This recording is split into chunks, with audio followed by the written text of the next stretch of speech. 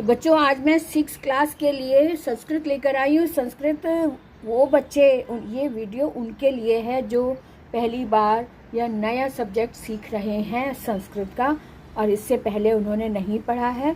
तो बिगनर्स के लिए ये संस्कृत है। तो इसमें प्रथम पाठ है और ये दीपकम पुस्तक जो NCERT की है, दीपकम पुस्तकम में पहला पाठ है। वयम वर्णमालाम पठामः, अर्थात हम सब वर्णमाला पढ़ते हैं। अब यहाँ वर्णाः द्विविधाः भवन्ति, अर्थात वर्ण दो प्रकार के होते हैं। स्वराः व्यंजनानि च, स्वर और व्यंजन। अब स्वर क्या होते हैं, सबसे पहले हम स्वरों के बारे में जानेंगे। स्वराः, तो स्वराणाम उच्चारणम स्वतंत्र रूपेण भवन्ति, स्वरों का उच्चारण स्वतंत्र रूप से होता है। स्वराः द्विविधा सन्ति, तो स्वर दो प्रकार के होते हैं, समानाक्षराणि और संध्यक्षराणि च, यानी समान अक्षर वाले, और संधि अर्थात जो जिनको जोड़कर, दो अक्षरों को जोड़कर जो स्वर बनते हैं, अर्थात जिनको हम संयुक्त अक्षर बोलते हैं। समान अक्षर और संयुक्त अक्षर। तो समान अक्षर में ह्रस्व और दीर्घ की बात होती है। जिसको बोलने में सबसे कम समय लगता है उसे हम ह्रस्व बोलते हैं, जिसको बोलने में 2 गुना समय लगता है उसे हम दीर्घ बोलते हैं। इसको जब हम बोलेंगे तो हम बोलेंगे अ, और इसको बोलेंगे तो आ, लंबी आवाज आएगी।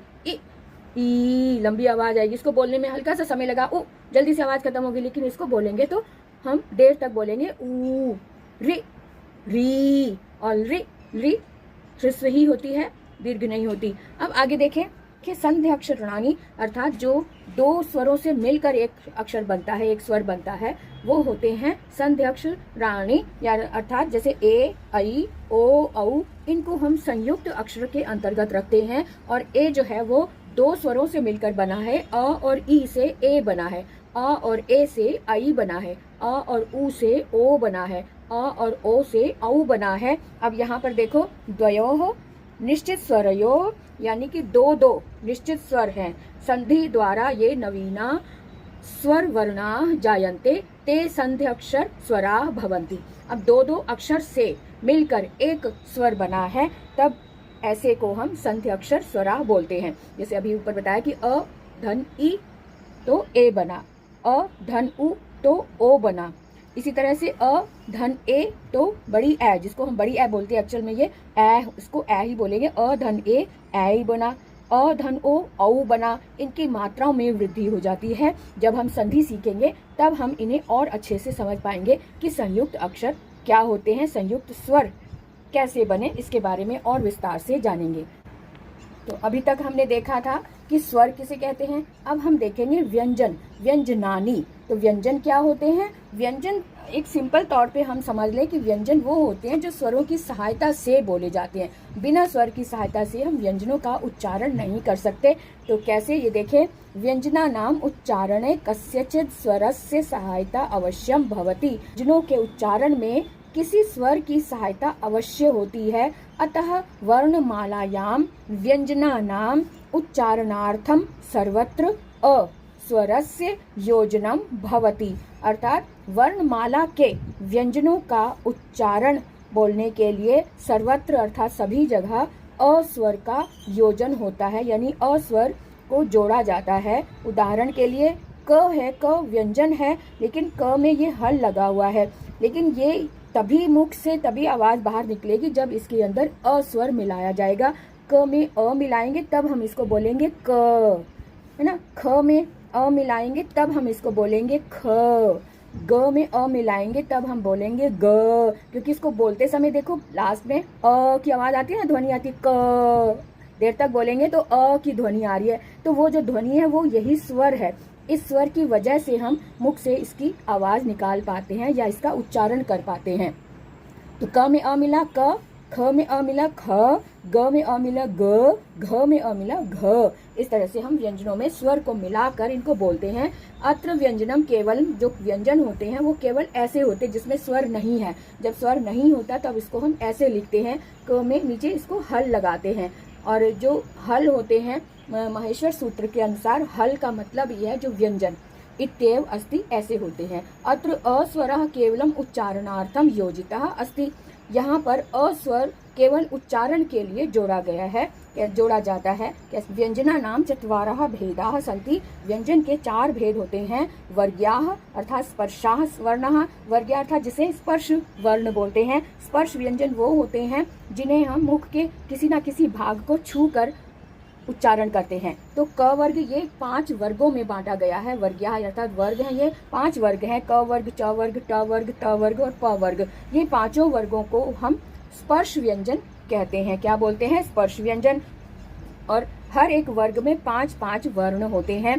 क, ख, ग, घ, ङ। च वर्ग में च, छ, ज, झ, य। और इन सभी में अ स्वर मिला हुआ है ना, इन सभी में अ स्वर मिला हुआ है, इसीलिए हम इसका उच्चारण कर पा रहे हैं। तो ट वर्ग में ट, ठ, ड, ढ, ण। त वर्ग में त, थ, द, ध, न। प वर्ग में प, फ, ब, भ, म। ये हो गए वर्ग्या अर्थात स्पर्श व्यंजन। उसके बाद देखेंगे हम कि वर्ग्या स्पर्शा व्यंजन वर्णा स्वकीय उच्चारण स्थानु अनुसारेण पंचसु वर्गेषु विभक्ताः भवन्ति।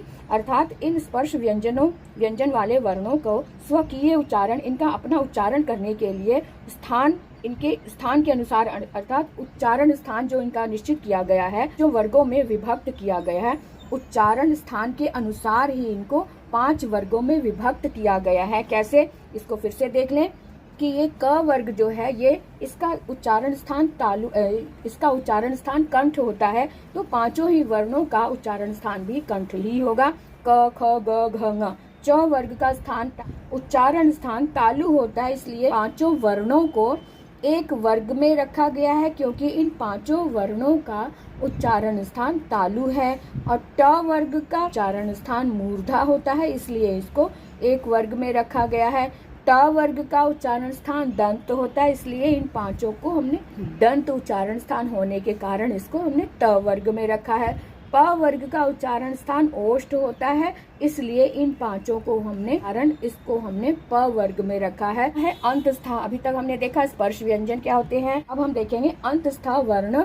अंतस्था का मतलब होता है स्थित होना और अंत का मतलब अंदर की तरफ। अंदर की तरफ जब हम सांस को लेकर रोक लेते हैं गले के पास, तब ये वाले वर्ण बोले जाते हैं य, र, ल, व। आप बोलकर देखें, इसको बोलते समय हमें सांस को गले में लेकर रोकना पड़ता है, तब हम इसको बोलते हैं य, र, ल, व।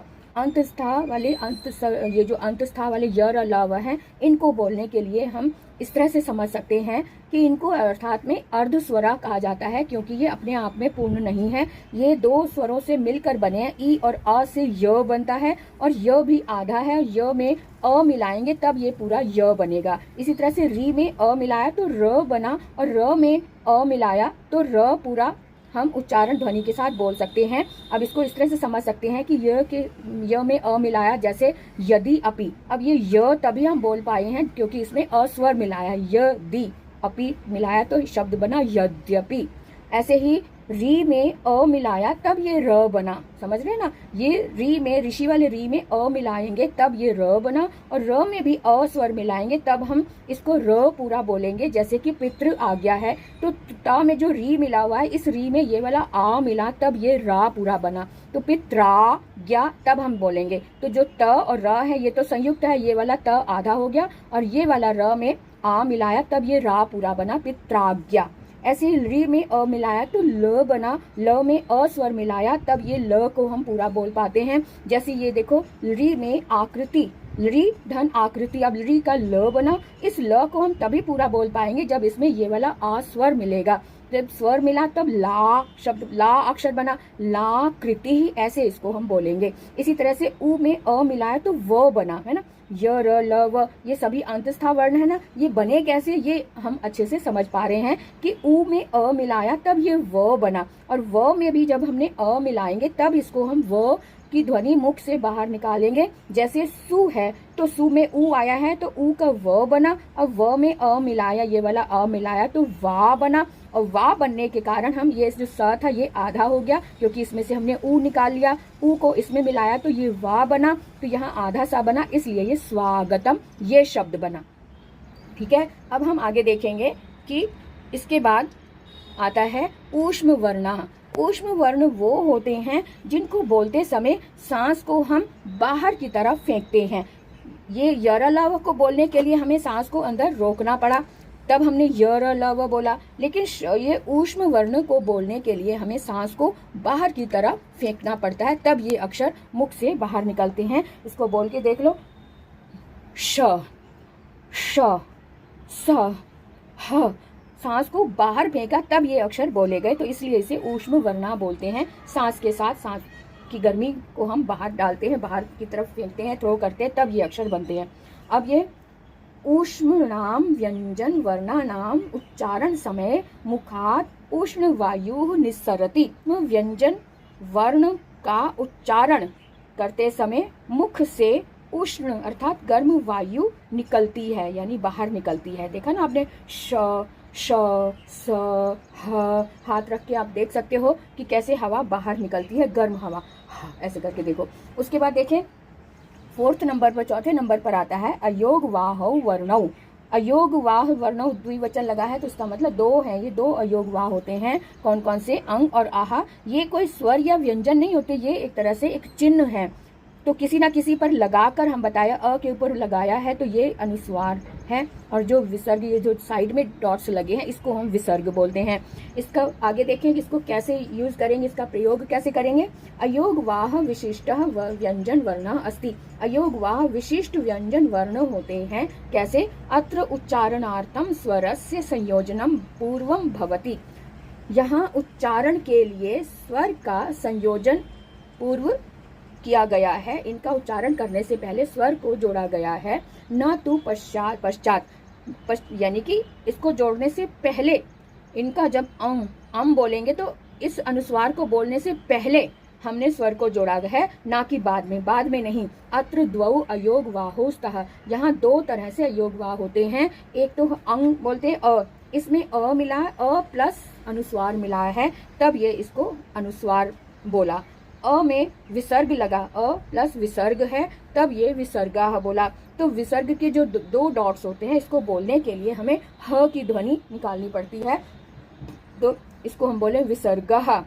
अनुस्वारः, जो ऊपर बिंदी होती है इसको अनुस्वार बोलते हैं। तो अनुस्वार, इसको अनुस्वार और विसर्ग ये दो अयोग वाह होते हैं, इनको अयोग वाह की श्रेणी में रखा जाता है।